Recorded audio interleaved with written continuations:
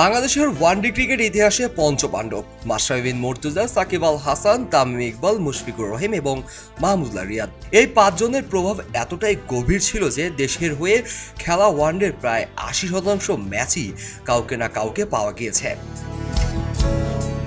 বাংলাদেশ ১৯৮৬ সালে প্রথমবারের মতো ওয়ানডে খেললেও পূর্ণ সদস্য ওয়ানডে স্ট্যাটাস হিসাবে নিয়মিত অংশগ্রহণ শুরু করে ১৯৯৭ সালে আইসিসি ট্রফির জয়ের পর। এরপর সময় গড়িয়েছে, পরিবর্তন এসেছে অনেক কিছুর, তবে দলীয় অভিজ্ঞতার প্রতীক হিসাবে এই পাঁচজন ক্রিকেটার ছিল। তথ্য বলছে বাংলাদেশ এখন পর্যন্ত প্রায় ৪৪৬টি ওয়ানডে ম্যাচ খেলেছে। এর মধ্যে ৩৫৫টি ম্যাচেই অন্তত পঞ্চপাণ্ডবের একজনও খেলেছেন। সংখ্যার শতাংশ হিসাবে দাঁড়ায় ৭৯.৬%।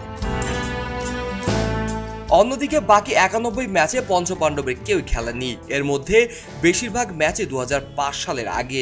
তবে যখন পাঁচজন প্রায় বিদায়ের ঘন্টা কাছাকাছি এবং অবসরপ্রাপ্ত, তখন সেই নার্ভাস 90s-এর আটকে থাকা সংখ্যাটি আরও বাড়তে শুরু করেছে। মাশরাফি অনেক আগে অবসর নিয়েছেন। তামিম ইকবাল আনুষ্ঠানিকভাবে ওয়ানডে থেকে বিদায় নিয়েছেন। মাহমুদুল্লাহ রিয়াদও ২০২৩ সালের পর জাতীয় দলে নিয়মিত নন। মুশফিকুর রহিম এবং সাকিব আল হাসানও মাঝে মাঝে সুযোগ পেলেও বয়স ও ফর্মের দুয়ের কারণেই তারা এখন আর দলের নিয়মিত মুখ নয়। ফলে সামনে যত ওয়ানডে আসবে ততই পঞ্চপাণ্ডববিহীন ম্যাচের সংখ্যা বাড়তেই থাকবে। বাংলাদেশ ক্রিকেট এক যুগের বেশি সময় ধরে এই পাঁচজন ছিলেন ভরসার প্রতীক। তাদের ব্যাট বলে ছিল ম্যাচ জয়ের গল্প।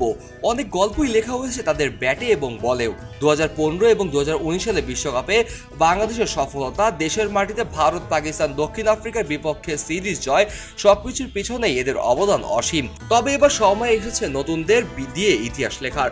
পুরনো সাফল্যের ধারাবাহিকতায় যেন ভবিষ্যতে আরো বড় কিছু আসে, এমনটাই প্রত্যাশা সবার। ক্রিকেটের পরিভাষা নার্ভাস 90s কেবল একটি পরিসংখ্যান নয়, এটি একটি ট্রানজ্যাকশন ফেজ, যেখানে পুরানোদের বিদায় আর নতুনদের আগমন একসাথেই ঘটেছে। প্রতিটি বড় দলের একসময় প্রজন্মের বদল ঘটে। এখন সে সময়টা যেন বাংলাদেশ ক্রিকেটের দরজায় কড়া নাড়ছে। পঞ্চপাণ্ডবকে মনে রেখে সামনে এগিয়ে যাওয়া সময়ের দাবি। নিউজ ডেস্ক, খবরের কাগজ। খবরের কাগজ, নিখাত, নির্ভীক, নিরপেক্ষ।